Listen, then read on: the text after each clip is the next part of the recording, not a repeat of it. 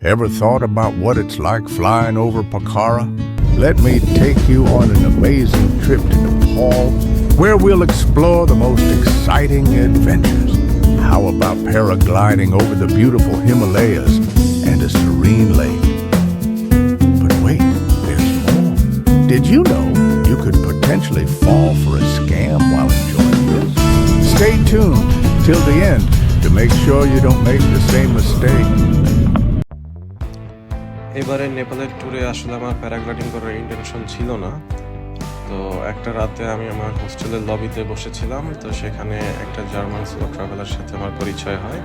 Her name was Ranja. তো তার বাবা আবার ইন্টারেস্টিংলি প্রফেশনাল প্যারাগ্লাইডার ছিল। তো এইভাবে তার আর আমার প্যারাগ্লাইডিং নিয়ে অনেক কনভারসেশন স্টার্ট হয়। তো ভাবলাম আমি এবারই প্যারাগ্লাইডিং করে ফেলবো। এই ভিডিওতে আপনারা প্যারাগ্লাইডিং করতে কত টাকা লাগে, কীভাবে বুকিং করবেন, অ্যান্ড মোস্ট ইম্পর্টেন্টলি কী কী স্ক্যামের ফেস করতে পারেন সেটা নিয়ে আমি কথা বলবো।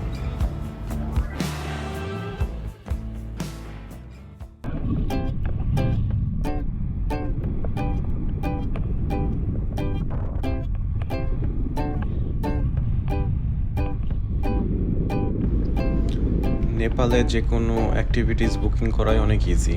আপনি আপনার হোটেল অথবা হোস্টেলের রিসেপশনিস্টের সাথে কথা বলে তারা নিজেরাই বুকিং করে দেয়। বুকিং কমপ্লিট হয়ে গেলে তারাই আপনাকে আপনার হোটেলের সামনে থেকে আপনাকে গাড়িতে নিয়ে যাবে। আর হোটেল থেকে আপনার এই প্যারাগ্লাইডিং স্পটে ডিউরেশন অলমোস্ট 1 hour ড্রাইভিং।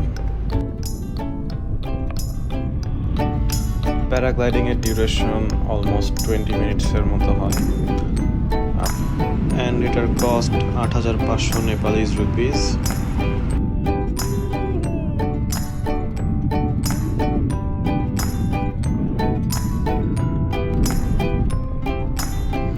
এছাড়াও আপনি ফিওয়া লেক অ্যান্ড মাউন্টেনের সিনারি ক্লিয়ারলি উপভোগ করতে পারবেন,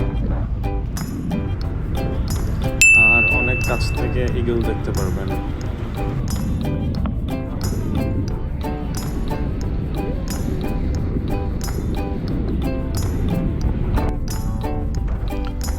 এখন মোস্ট ইম্পর্টেন্ট টপিকে আসা যাক, যে প্যারাগ্লাইডিংও আপনি কিভাবে স্ক্যাম হতে পারবেন।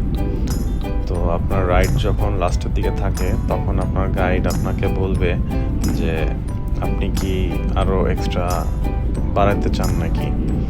তো আপনি যদি রাজি হন, সে ফার্স্ট টাইমে আপনার কাছে অনেক ইলজিক্যাল একটা প্রাইস আস্ক করবে। যেমন আমার কাছে তারা চাইছিল 4,000 এক্সট্রা নেপালিজ রুপিস, বাট আমি তারপরে বললাম যে না, আমার কাছে আসলে তো নাই, আমার পক্ষে পসিবল না। দেন তারা 1,000 নেপালিজ রুপিসে লাস্টে অ্যাগ্রি করছে যে হ্যাঁ, আমাকে কিছুক্ষণ তারা এক্সট্রা ফ্লাই করাবে। বাট আমার যে জার্মান ফ্রেন্ড প্যারাগ্লাইডিংয়ে ছিল, তার কাছে আবার তার গাইড 40 ইউরোজের মতো নিছে, মানে which is almost more than 4,000 Nepalese rupees. So এই জায়গাটায় আপনার একটু দামাদামি করতে হবে।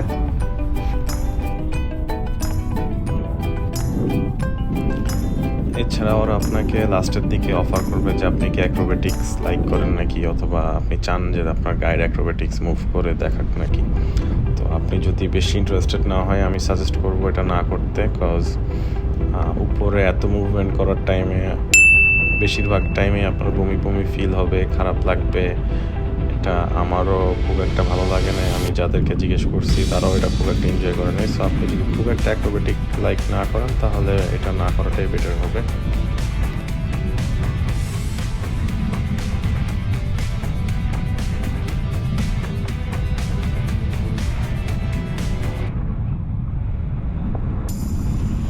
ওভারঅল এটা একটা ভালো এক্সপিরিয়েন্সই ছিল, বাট আমি মনে হয় না এটা আমি আবার ট্রাই করব। I think once is enough.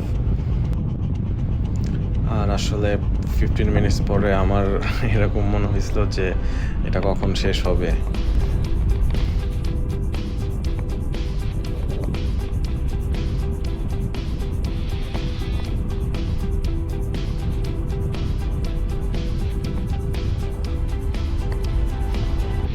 Landing পার্টটা একটু টাফ, সো এই জায়গাটা একটু কেয়ারফুল থাকতে হবে, বিকজ অনেক স্পিডে থাকেন, তো এই টাইমে আসলে আপনাকে ল্যান্ড করে দাঁড়ানোটা খুব টাফ। আমি নিজেও পড়ে গেছিলাম, তো এই জায়গাটা একটু কেয়ারফুল থাকা দরকার।